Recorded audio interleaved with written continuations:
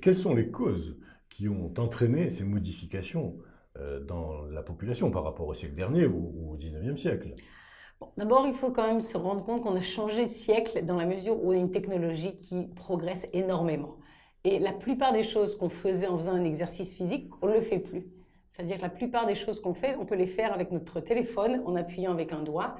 Et on n'a plus besoin de se déplacer pour faire nos courses, plus besoin de se déplacer pour téléphoner, ni pour faire des messages. C'est une grosse partie des causes de l'obésité, mais il y a une étude qui montre, par rapport aux États-Unis, qu'il y a aussi une augmentation de la consommation de calories. Il n'y a pas seulement une baisse de l'exercice physique qui est liée à la mode. Ça veut dire qu'avant, on allait chercher l'eau au puits, où Voilà. le chasseur devait aller chasser sa proie, et l'alimentation a été différente, Ouais. tandis qu'aujourd'hui, et c'est ce que tu es en train de dire, que en plus, l'alimentation s'est modifiée, a changé. Elle a changé dans sa qualité et dans sa disponibilité.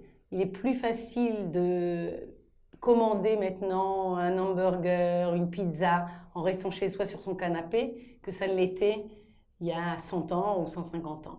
Donc il y a une grande disponibilité, il y a beaucoup de nourriture qui est déjà prête, les gens cuisinent moins au jour le jour. Toutes ces choses-là sont des choses qui en fait promeuvent l'obésité dans pratiquement tous les pays, même dans les pays très traditionnalistes où à l'époque tous les repas étaient pris en famille, étaient préparés, etc.